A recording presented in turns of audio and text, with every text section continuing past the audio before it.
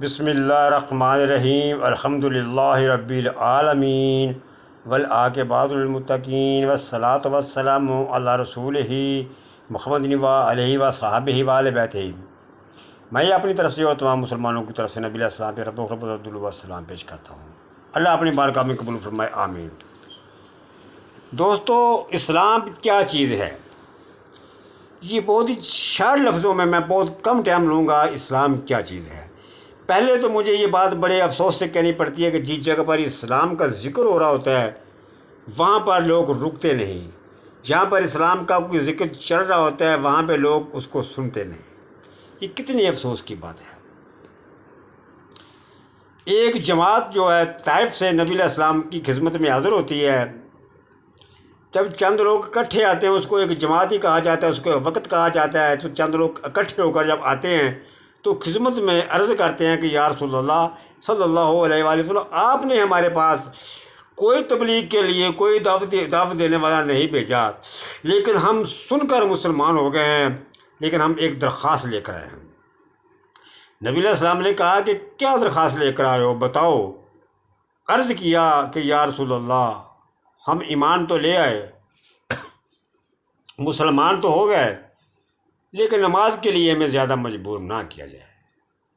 نبی علیہ السلام نے فرمایا کہ کون سا تم ایمان لائے ہو، کون سا دین لائے ہو، کس دین کی بات کرتے ہو؟ فرمایا کہ نماز ہی میرا دین ہے۔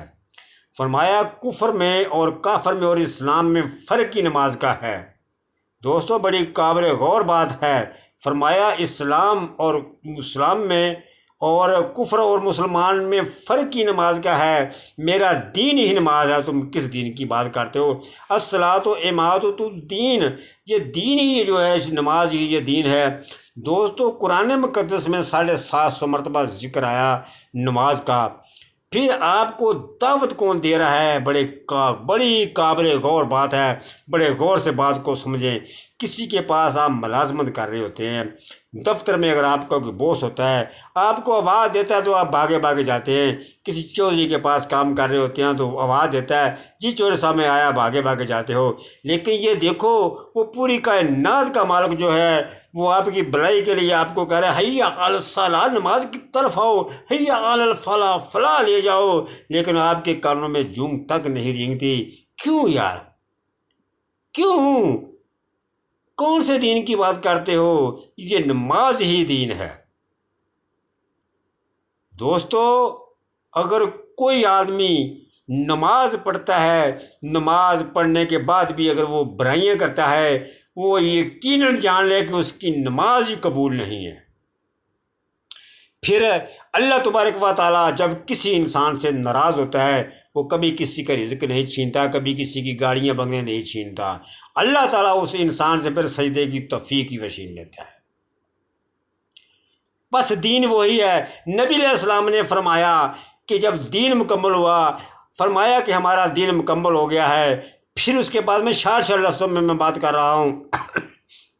اس کے بعد آپ نبی علیہ السلام نے آخری خطبے میں جو خطبہ الوداع کہلاتا ہے، پورے دین کا خلاصہ جو ہے آپ نے بیان کر دیا۔